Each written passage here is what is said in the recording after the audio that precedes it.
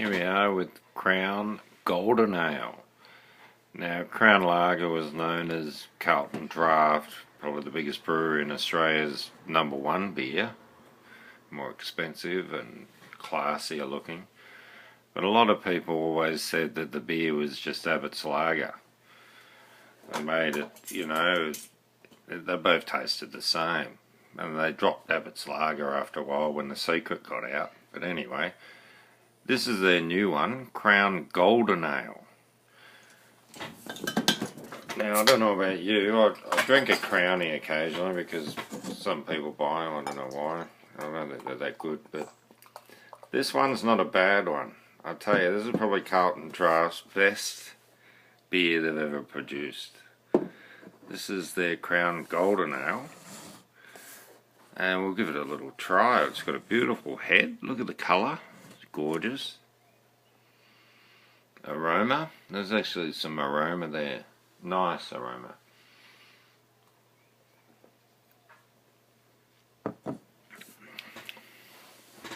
And the beer's okay. Look, I'll tell you, that's not a bad beer. For half a dozen for 16 bucks, I think that's okay. You do a lot worse than that. That's better than a lot of the mass-produced beers. But it still is a mass-produced beer. So anyway, that's Crown Golden Ale. Thought I'd share that one with you. And a bit been going on with the M7 lately. Well, that's pretty interesting. We'll see what happens there. It's funny when things happen like that. I can see by Christmas everything will be settled down. I'll be back to normal. But geez, it's good for the ratings. Not for my channel. I'm talking about the Suckhorn scenario, or I'd say Archie's channel's ratings going through the roof as well. But anyway, see what happens. It's entertaining. Thanks, fellas, and travel story. Well, we're having an Australian beer. Why don't we do a travel story in Australia? We went motorbike riding not far from Melbourne, and we went off for miles and miles into the bush, and we tried to get up this huge hill, and it was a huge hill, and one of our mates, he went up, and as he didn't make it, I didn't make it. I crashed my bike up there and sort of managed to get back down pretty hard. But he got about the same as me, and he sort of flipped it and stayed on somehow and came back down and hit a rock and went straight over the handlebars and landed on his back. And he landed on a big rock. And I tell you what, he'd just bought and put it on for the first time a full back and chest protector with, the elbows. And without that, he would have been dead or crippled. Oh, it would have been a tragedy. But he got up and we got the bike back together, and we were off and out of there. We've had plenty of like another motorbike accident I had was, I was on an XR500, and I was out the front of, there's about 6 of us riding that weekend, and we're up at Bright. And we used to go on these tracks all the time, and we knew them. And you go flying, you'd be doing 140 k's an hour.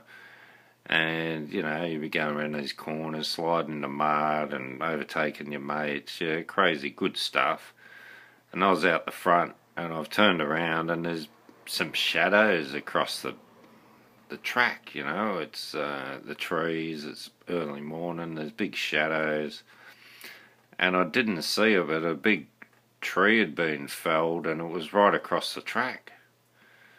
And I've picked up on it the last second, doing about 140, and only had enough time to change down 2 cogs, hit the brakes as hard as I could without losing it, and that was like a millisecond, and then decide what to do.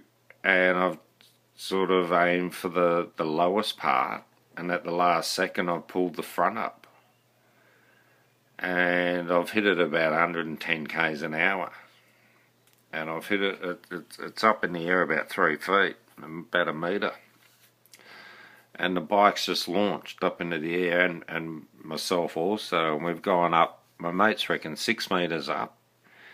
I've landed, we walked it out, I landed 35 metres down the track.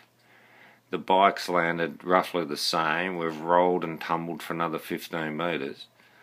And I sat there holding my knee for a little while. We had to fix up a couple of things on the bike. But within 20 minutes, we're back on the track, back riding again. Oh, that's part of motorbike riding, mate. You cop it on the chin. Next. Alright, I'll leave you with that. I'm going to enjoy this beer.